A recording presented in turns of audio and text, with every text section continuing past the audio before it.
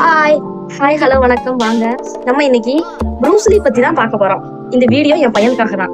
Bruce Lee நமக்கு kung fu வீரர் அப்படின்னு மட்டும்தான் தெரியும். அவரை பத்தி பலருக்கும் தெரியாத சுவாரஸ்யமான விஷயங்களை தான் நம்ம இந்த வீடியோல சொல்ல போறோம். என் பையனுக்கு ப்ரூஸ்லினா ரொம்ப பிடிக்கும், அதனால நான் வீடியோ போடுறேன். உங்களுக்கும் பிடிச்சிருந்தா கண்டிப்பா லைக் பண்ணிருங்க.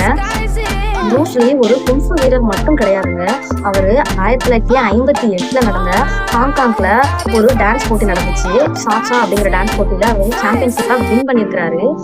அது போக அவர் ஒரு பார்வை குறைபாடு ரொம்ப இருந்திருக்கு அவருக்கு. அதனால அவர் கான்டாக்ட் லென்ஸ் வந்து ஃபர்ஸ்ட் யூஸ் பண்ண ஒருத்தர் யாரு அப்படின்னா நம்ம பேர் என்னது, ஹாங்காங்ல நடந்த குத்து சண்டையிலையும் இவர் தான் ஃபர்ஸ்ட் வின் பண்ணிருக்காரு. இவருக்கு கடுமையான கண் பார்வை குறைபாடு ஃபர்ஸ்ட்லயே இருந்துருக்கு.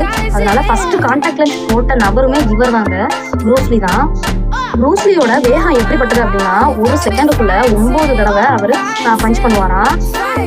ப்ரூஸ்லி ஒரு சண்டைக்காரர் மட்டும் இல்லைங்க, அவரு வாஷிங்டன் யூனிவர்சிட்டியில ஒரு பிலாசபர் வந்து படிச்சு முடிச்சிருக்கிறாரு. அவரோட அந்த தண்ணீரை போல இருங்கள் அப்படிங்கிற ஒரு புகழ்பெற்ற தத்துவம் இன்னும் மக்களால எல்லாரும் யூஸ் பண்றாங்க.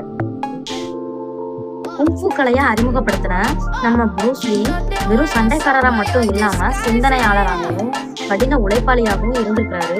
அவரோட இந்த அறியாத தகவல் உங்களுக்கு பிடிச்சிருந்துச்சுன்னா எங்களோட சேனலை லைக் பண்ணிருங்க, ஃபாலோ பண்ணிருங்க. தேங்க்யூ.